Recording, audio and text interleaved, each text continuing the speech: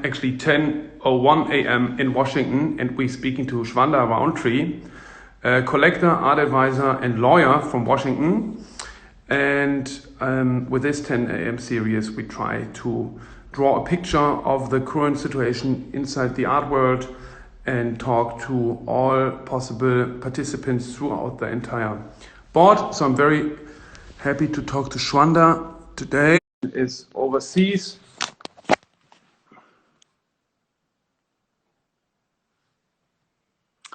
We're waiting. Good morning. Good morning. How are you? It's all right. It's a beautiful day today, and we got the news that we are allowed to open again from next Monday on. Wow. Yeah, it's interesting how different it is everywhere. In London, for example, we just had a call there with a gallery in London. It's really 1 hour a day in the park, but no other errands, only grocery shopping.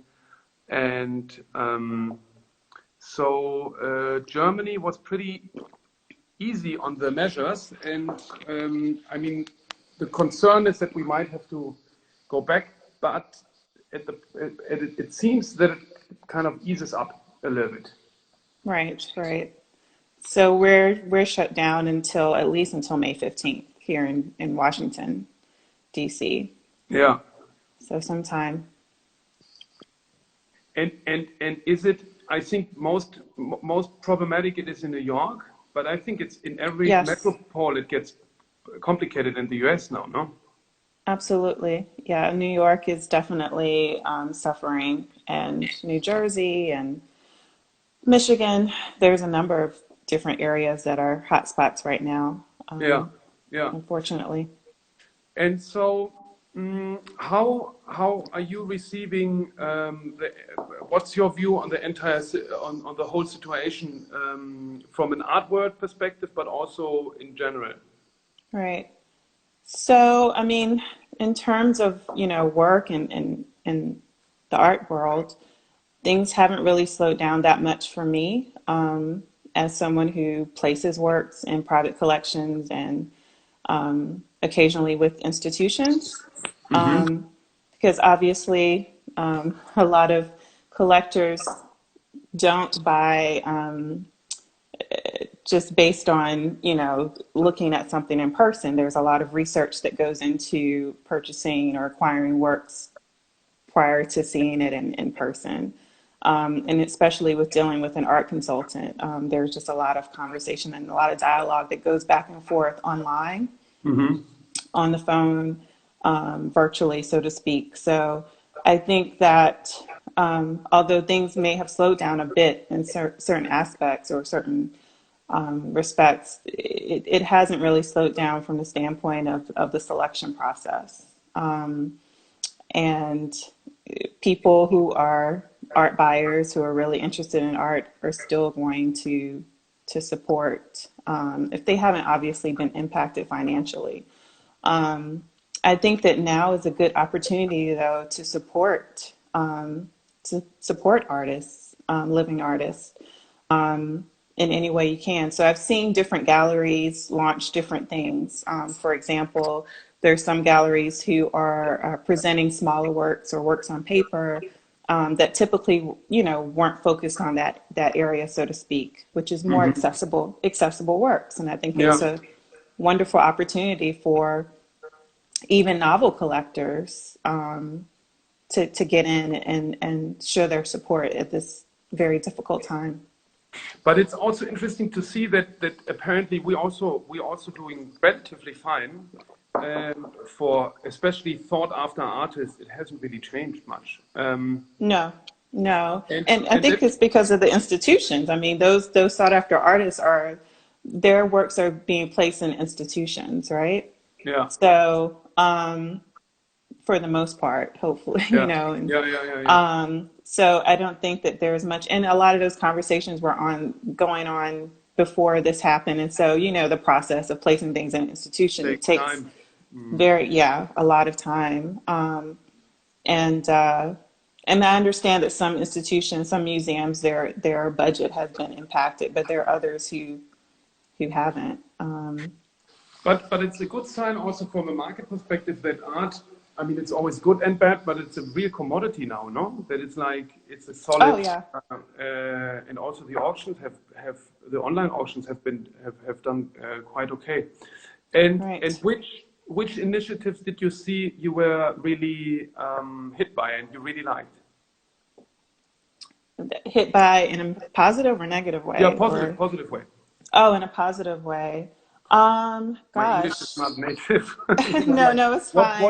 what did you Um, what stood I out? was really, yeah, I was really inspired by the Artist Relief Fund. I don't know if you've heard of that, Yeah. but it's a number of organizations and initiatives that came together to to provide monetary relief to artists, $5,000 for those artists that are selected. And I thought that was a wonderful way to come together for various organizations to come together. One of the organizations that I consult with, actually, too, the Joan Mitchell Foundation, and gosh, I can't think of the other name. But the Joan Mitchell Foundation was one of the organizations that was part of this initiative. Hmm. And I was very inspired by that, sort of being proactive, the art world being proactive and supporting the artists on their own without waiting for some other bailout, so to speak. And It's very yeah, and then interesting to also, see yeah, to see these good. initiatives because then I think it also saw how different the worlds are between Europe and the US because we had this very unbureaucratic solution here in Berlin for Berlin artists from the city government, and it's a state it's a city state. So Berlin is its own state within the states of Germany, and Right. uh, an artist had to file in, and it's still possible. If you haven't received already, for those who, but I think everybody noticed. So you fill in your information, and the next day you have 5,000 euro on your bank account, if you're in Oh, need. wow. You know, Yeah. yeah, and it's really important. I think also to that they can, I don't know, keep on paying rent and Right. or the if you're a singer or also if your shows got cancelled, it really hits the the ones who have the littles. It hits them the hardest, and nothing like this exists in the US, right? No, absolutely not. That's amazing. I didn't know that was going on in Germany. No, there's nothing that exists for artists, unfortunately, like that, that's structured like that. I mean, I've even seen like various individual supporters like coming up with their own funds, so to speak, even if they're modest, to be able to provide $1,000 or 500 here. It seems as if everyone has had some level of empathy in terms of trying to come up with various ways to support. And so maybe cumulatively it will help artists keep afloat, but I do understand that it probably is a drop in a bucket in terms of what we're Mm. dealing with right now. Yeah. Artists have their studio rent to pay. And then they have their own, living rents to pay and things of that nature. So it could be very hard. Yeah, but I'm hoping that, we'll get through this. And which like online viewing rooms or initiatives have you seen which kind of impressed you or cheered you up, or where you thought it was discoveries to make? I love James Cohan's virtual gallery of Firelli Baz in New York. Hmm. Her opening, her work is stunning. So to be able to see that work still on view was was amazing. And obviously, as an art consultant, I get to see the work a lot of times before the show opens because the images are sent over to me, but it's still nothing like seeing the work in the space on the walls. Yeah. Um, One of the things that I do really, really miss though is studio visits, like artist studio visits, not being able to actually get to the artist studios and provide some critique and feedback in that nature. That's hard. It's And it's that's it's and very that's difficult. and that's something you usually do throughout the country, or focusing on Yeah, Washington. yeah. So I focus on obviously contemporary art, but art by artists of color, Black artists here in the United States. And so I do, travel a lot, and sort of my little rule or thing that I do is whenever I travel, even if it's for leisure or vacation, holiday, whatever, is I try to make it a point to visit an artist studio while I'm Hmm. there and make that connection. Hmm. Um, and I've worked with various organizations like Creative Capital, which is one of the organizations that help fund the Artist Relief Fund, to be able to actually join artist retreats, annually and provide feedback to artists, in that context. But yeah, whenever I travel, I love to visit artists, and obviously, I travel for all of the art fairs Hmm. as well. But it's nothing like actually going into the studio and Yes. seeing sort of what inspires the artist, because there's so many different things that you don't see. Like in the studio, there's music, there are books, there Absolutely. are different things that are Mhm. that serve as stimuli to the artist, That's true. that really, Hmm. yeah, gives you insight Yeah, on yeah, yeah. what, Books. yeah. It's interesting to see sometimes kind of what unexpected books you see lying around there, which somehow, and it can be also funny. Who did me tell me this? That there was an amazing article in the Süddeutsche Zeitung on someone who followed Anselm Kiefer, and that he apparently discovered in all the studios the same books. So Oh, so yeah. So the author of the text kind of implies that Kiefer uses this as an element of self-presentation. interesting. Like as a curated, it's not by coincidence that, I mean, see how intellectual I still have that. you know, You don't want to see my place right now. I yeah, have can you show us a little bit from your collection? Or are you in the wow. office?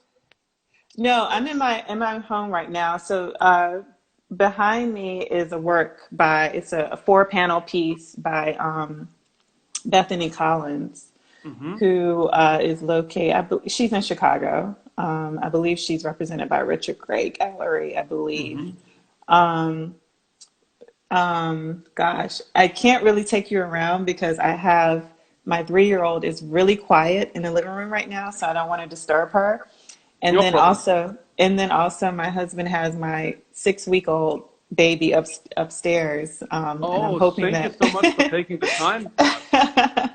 and so I'm hoping that she doesn't cause him too much of a fuss. But so I'm trying to keep things quiet here. But And yeah, I have a number of works in my collection that really speak to different issues. So Bethany Collins, obviously, she deals with a lot of issues about identity and race, and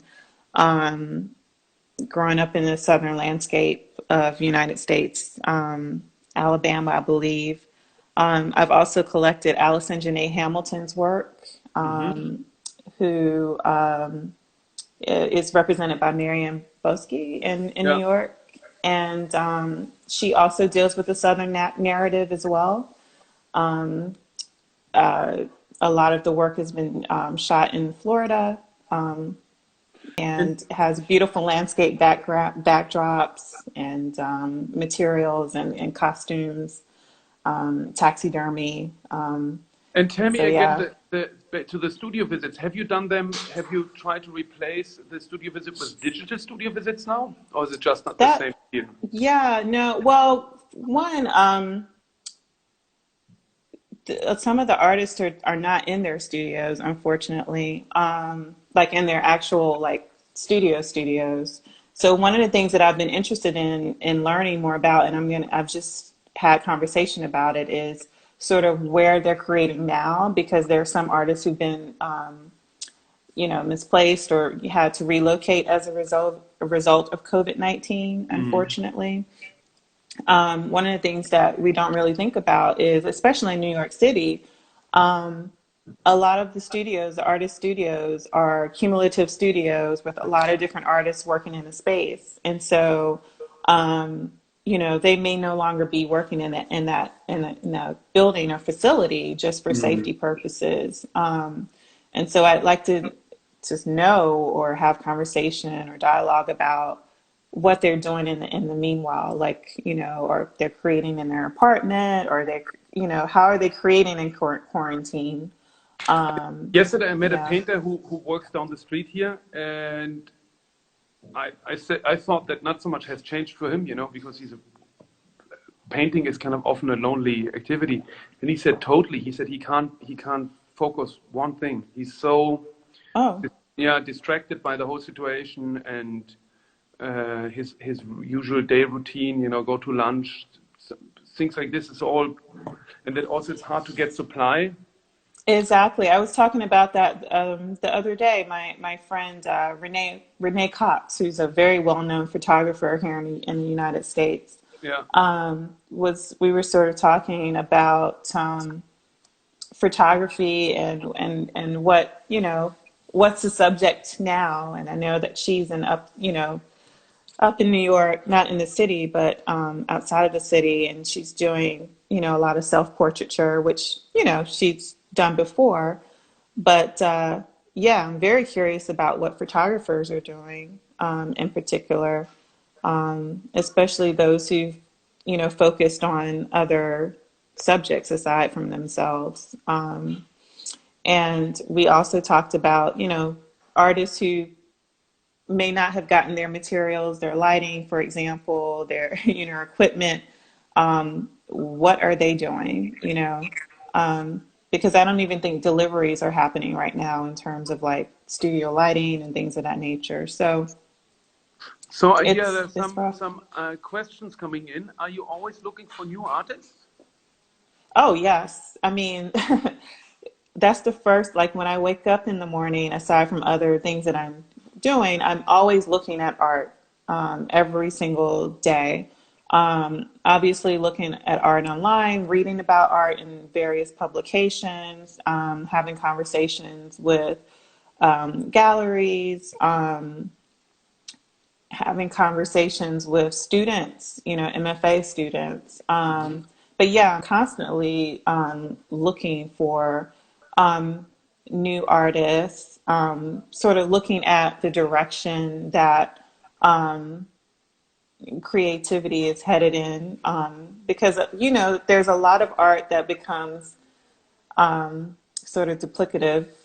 Unfortunately, there's some things that you see over and over and over again. So I'm constantly looking for something that's novel And in how do you creativity. are you teaching, or how you come in dialogue with the MFA students? No, so I'm not teaching. I do critique as well. So I've done Hmm. an annual critique at MICA. That's part of an initiative to support Black artists at MICA. Hmm. Um, Omalar Williams actually launched a program, and so I've been serving as a consultant for that as well. But yeah, I mean, and there are students at Yale who may reach out to me just based on sort of my collection. I have Wangechi Mutu, I have Kehinde Wiley, I have Carrie Mae Weems. Those are some of the, and so obviously it's going to bring um, some to what I'm and why am I collecting and who am I looking Yeah, at this moment. So I I read in the definitely pay attention to students, I read in the absolutely. And a newspaper here lot in of the work Germany. that's in the collection is by art. artists that are younger, like, Oh, sorry, I did interrupt you. A lot of the collection? no, go ahead. You read in a paper in Germany? Oh yeah, I have some delay here. I read in the newspaper that the black community has significantly been hit harder by COVID-19, and it's unclear yet if that's because of social indiscrepancies, because they work jobs which are more in touch with people, and they don't have the luxury to distance themselves and so on. Absolutely. Yeah. Absolutely. There's a number of reasons. Unfortunately, it's piled up on top of each other. Obviously, socioeconomics plays a huge role. So, in terms of equity with regard to healthcare and being able to proactively go to the doctor for various issues, that just there's no equity in the Black community when it comes to that. And so the underlying health condition definitely in, our community,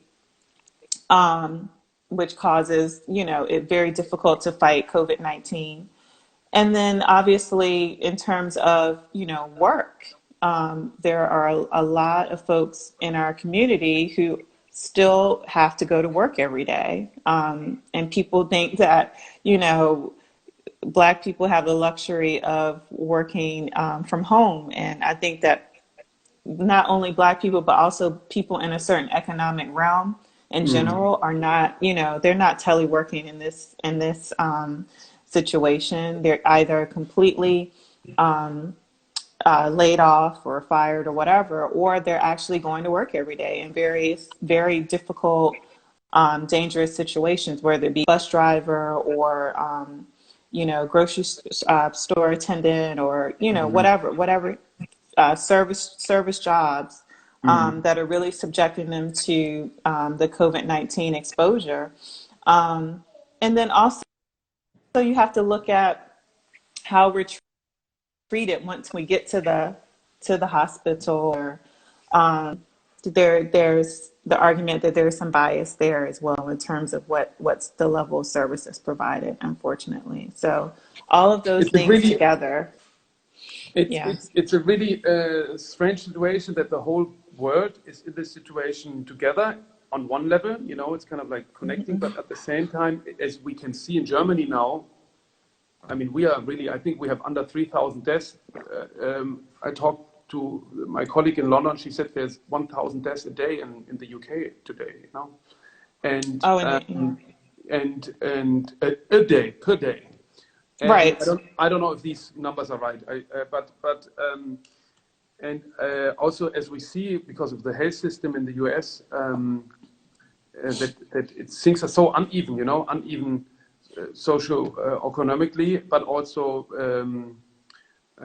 between also nations. It's very. So what do you think what impact will it have on? What's your prediction on the art world in the US? What do you think in terms of fairs and big galleries, small galleries? Right.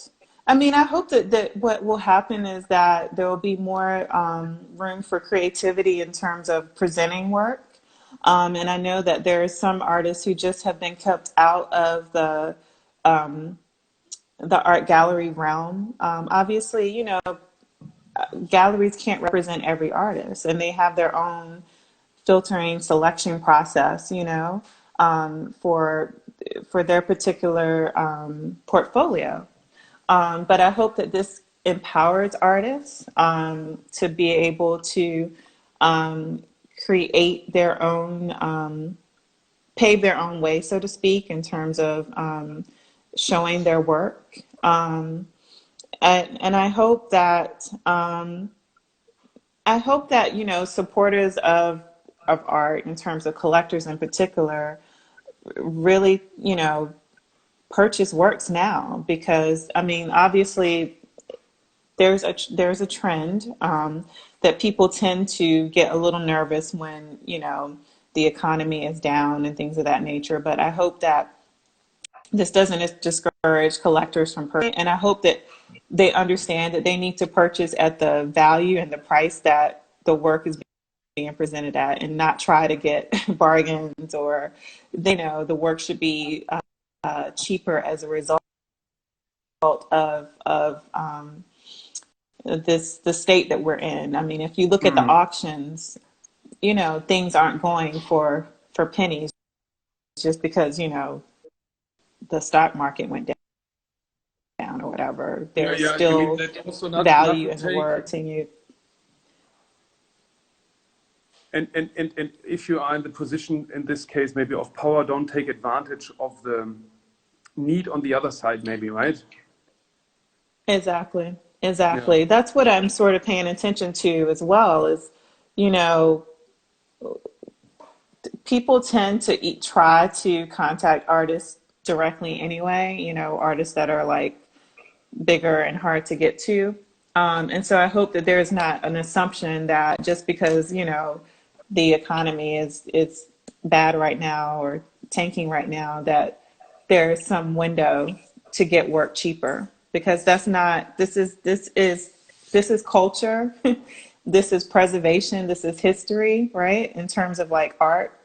And there's a value to it. And I don't want to see the value go down because people are trying to take advantage of the situation. I think that we won't see that though, like in terms of like the outcome for some time overall. One of the advantages though, I will say, is that artists have complete uninterrupted time to create, right? You know? I mean, Um, depends if you get your head free, yes, but mhm. and then again, there are tricky situation of supplies. If you need help from other companies to produce. This is a good question here, which I also really would like to hear from you. Are there three artists, maybe younger ones, you would recommend us to look at, or do we have to hire you to get this?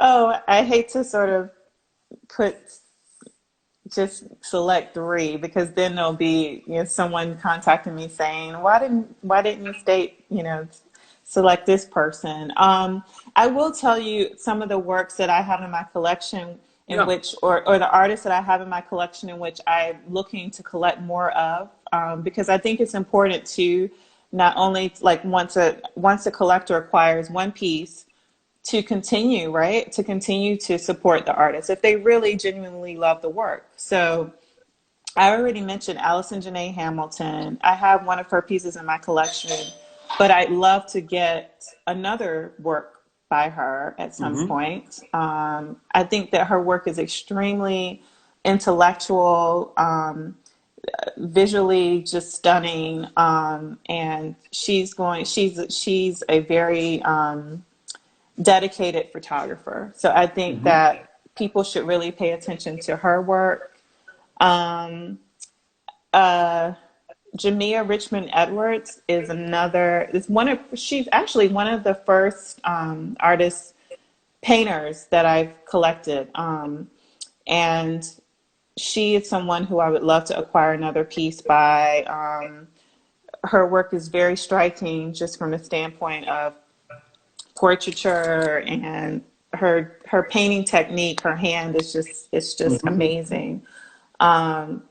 Just and then the fashion and the textiles and the colors in her work is just it's just stunning. So Jamia Richmond Edwards is someone else that I would love to add to my collection.